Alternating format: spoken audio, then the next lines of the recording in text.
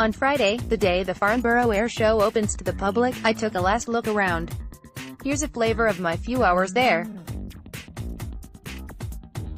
As I approached, I passed one of the gaggles of people who assemble each day outside the airport perimeter beyond the end of the runway to watch the planes, from hardcore plane spotters loaded with camera gear to curious families who want to sample the big show without paying the $50 entrance fee. Nash, a former airframe fitter, waits for the flying display outside the perimeter of the air show. I stopped to talk with a Nash, 54, who lives in Farnborough and once was an airframe fitter with the Royal Aircraft Establishment.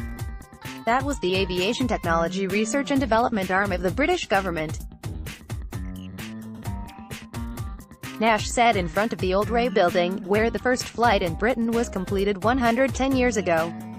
Nash, who is disabled and moves around on a little scooter, knows his planes. He's been at his spot each day all week, he said, eager to see the latest technology, both military and commercial. He rates Boeing 787 Dreamliner as very nice, the Airbus A330neo, a great mover, the new A220, formerly the C-Series, very quiet, small, and the Mitsubishi MRJ, such a pretty little plane.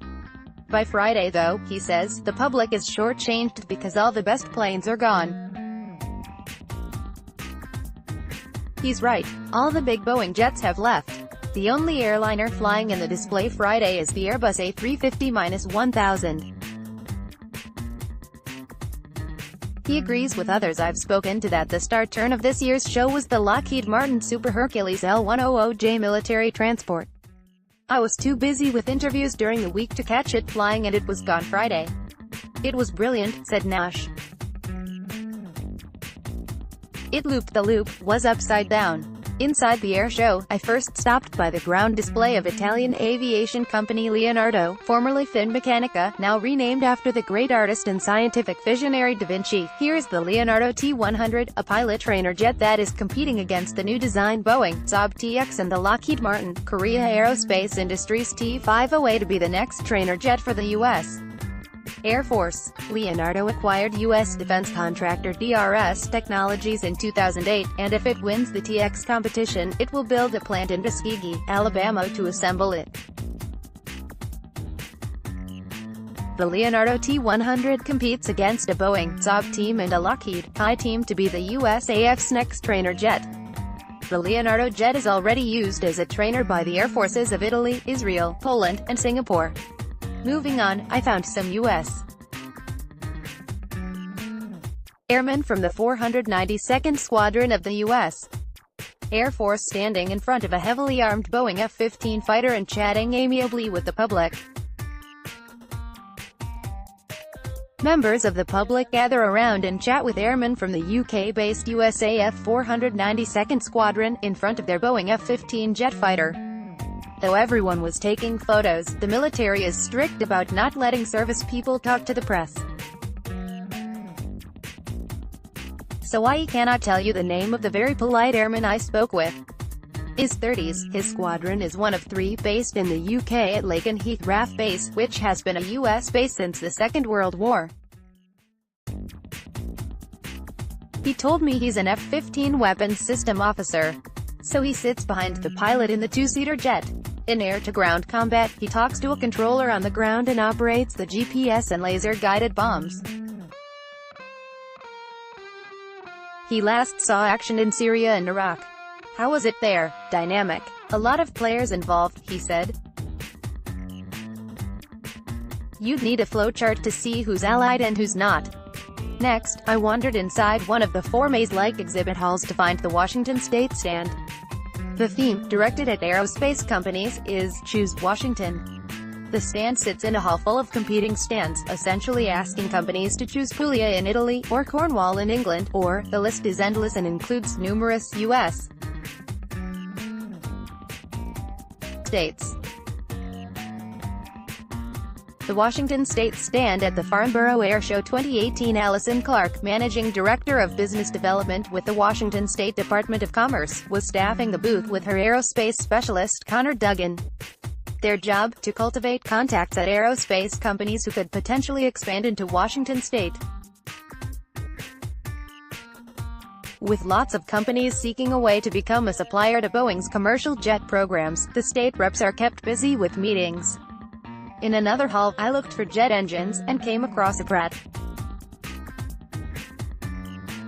A Pratt. The intricate detail of the Pratt. It's like an exploded diagram of the engine with everything simplified to show only the rings. De Fontaine rings, an exploded view of one set of engine components. Next, I went to Boeing's exhibit "The Future is Built Here." You enter a darkened, blue-lit room and are bombarded by a multimedia display with huge video screens, surround sound and models and still photos of Boeing technology. The center of the exhibit is a circular chamber with 4 entry points. Between these, high walls show dynamic videos of Boeing's commercial jets, military helicopters, space rockets and much else. Awesome! Inside the central chamber of Boeing's "The Future is Built Here" exhibit at the Farnborough Air Show. A model of Boeing's conceptual, blend-wing body, military cargo plane inside "The Future is Built Here" exhibit. Models inside "The Future is Built Here" exhibit depict potential hypersonic aircraft. Boeing is working on it. Finally, some photos I took earlier in the week. This was the first appearance of Eric Schultz at an air show as the new Airbus sales chief. Schultz, a Frenchman, grew up in France and Italy and holds master's degrees in mechanical engineering and aeronautical engineering. Eric Schultz, new head of sales at Airbus. In the early 2000s, he worked in Everett, Washington. But when I interviewed him, I learned that 15 years ago, he was in Everett. In 2003, Schultz was appointed president of Goodrich Aviation Technical Services, the aircraft maintenance, repair and overhaul outfit at Payne Field. Spent 3 years there and was on the board of United Way of Snohomish County. Schultz joined Airbus in January from Rolls-Royce, where he was president of Civil Aerospace. Just a few more airplanes, while Airbus brought its own A350-1000 to fly at the air show. This Qatar Airways A350-1000 was parked on the ground all week for tours of the cabin. It's an impressive airplane, about the same size as the Boeing 777-300ER, which is the backbone of most large international long-haul fleets. The 777-300ERs flying today are such perfect machines they are unlikely to start retiring for another decade or so. When that day comes and airlines must replace them, the choice will be between this A350-1000 and Boeing's forthcoming 777X. An Airbus A350-1000 operated by Qatar Airways. Parked nearby was the airplane pictured at the top of the page. This is a second-hand A380, originally operated by launch customer Singapore Airlines and just acquired by Portuguese lessor Hi-Fly. The Hi-Fly A380 Super Jumbo jet parked at the Farnborough Air Show. Hi-Fly has a fleet of large Airbus wide-body jets which it wet leases to airlines that need additional capacity. This means it provides not just the aircraft but also the complete flight crew and maintenance crew as well as insurance. The president of Hi-Fly is Paolo Mirpuri, who also has a charitable foundation. The A380 at Farnborough is painted in Save the Coral Reefs livery to support a Mirpuri Foundation campaign. He faces plenty of skepticism that he can make a good business from renting out this enormous plane. To close, just look at that beautiful wingtip.